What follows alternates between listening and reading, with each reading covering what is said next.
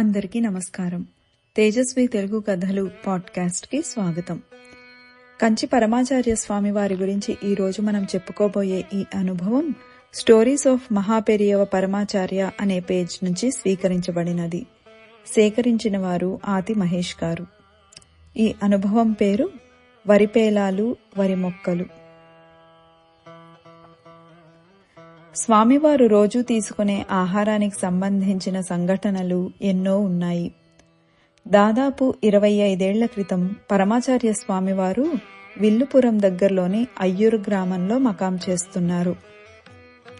అప్పుడు గోపాల అయ్యర్ స్వామివారి దర్శనానికి వెళ్ళగా హఠాత్తుగా స్వామివారు అతన్ని, నాకు కావాల్సిన వరిపేలాలను తయారు చేయడం నీకు కుదురుతుందా అని అడిగారు. ఇతను ఒక భూస్వామి కావడంతో మరుసటి రోజే తయారు చేసి మంచి వరిపేలాలను తీసుకుని వచ్చాడు. మహాస్వామి వారు చాలా సంతోషించి, ఇవి చాలా బాగున్నాయి, వీటిని రోజు నాకు కావాల్సినంత పంపు అన్నారు.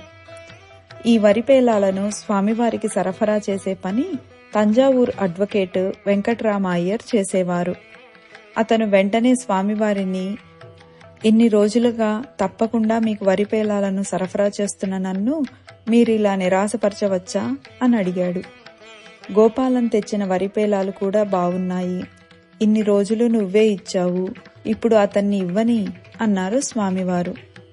రోజూ సరఫరా చేసేవాడిని అని వెంకట్రామ అయ్యర్ అన్నందుకు, సరే నువ్వు కూడా సరఫరా చెయ్యి అన్నారు స్వామివారు. గోపాల్ అయ్యర్ వరిపేలాలు బాగున్నందున వెంకట్రామ అయ్యర్ అతని వద్ద నుండే వరి ధాన్యాన్ని తీసుకుని వాటితో వరిపేలాలు చేసేవాడు.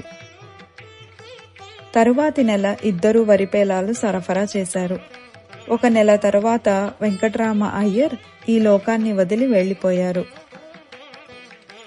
వరిపేలాలను ఒకరిస్తూ ఉన్నా పరమాచార్య స్వామివారు మరికొన్ని వరిపేలాలు ఇవ్వమని ఎందుకు ఆదేశించారో అందరికీ అప్పుడు అర్థమైంది. అప్పటి నుండి గోపాల అయ్యర్ క్రమం తప్పకుండా వరిపేలాలను సరఫరా చేసేవాడు. వాటిని ఇవ్వడానికి మహాస్వామి వారు మకాం చేసిన ప్రాంతాలకు సైతం వెళ్లేవాడు. అందుకోసం గోపాల అయ్యర్ మచిలీపట్నం, హంపి, బళ్ళారి, కర్నూలు, రాజమండ్రి, సతారా, సకపట్, చెన్నై, కాంచీపురం మరియు తేనంబాక్కం వెళ్లాడు. వరిపేలాలు తీసుకుని షోలాపూర్ వెళ్లినప్పుడు పరమాచార్య స్వామివారు ఇక వద్దని చెప్పారు. గోపాల్ అయ్యర్ ఆతృతతో, మీ నుండి ఇటువంటి ఆజ్ఞ పొందడానికి నేను చేసిన తప్పేమిటి పెరియవా? ఇలా అయినా నెలకొకసారి నాకు మీ దర్శన భాగ్యం కలిగేది కదా అని స్వామివారిని అడిగాడు. అందుకు స్వామివారు, నేను వరిపేలాలను స్వీకరించడం ఆపేశాను. అది వరి నుండి వస్తుంది, వరి చెట్లలో జీవం ఉంటుంది, అందుకే అది పాపంగా భావించి వాటి నుండి వచ్చే ఆహారాన్ని తినడం మానేశాను. బదులుగా పచ్చి అరటి పళ్ల పిండిని తినాలనుకుంటున్నాను. నువ్వు దాన్ని తయారు చేసి ఇవ్వగలవా అని అన్నారు. అందుకు గోపాల్ అయ్యర్ వెంటనే ఒప్పుకున్నాడు.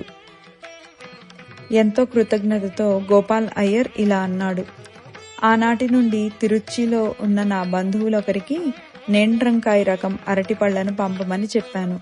వాటిని ఎండబెట్టి రుబ్బి దాని నుండి చక్కని పొడిని తీసి టిన్లలో స్వామివారికి ఇచ్చేవాణ్ణి.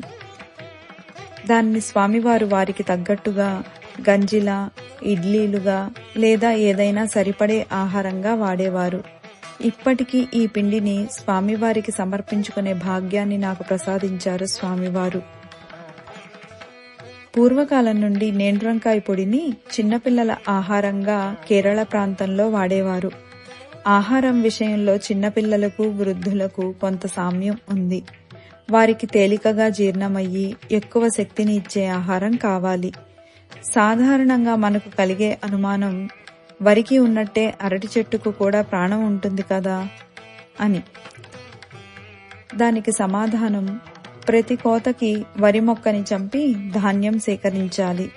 కానీ అరటి చెట్టు వేర్ల నుండే చిన్న చిన్న పిల్లకలు మొలుస్తాయి కాబట్టి అరటి పళ్ళు కోయడం చెట్టును చంపిన దాంతో సమానం కాదు.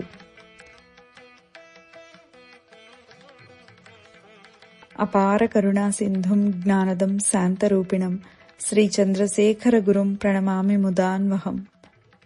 స్వస్తి.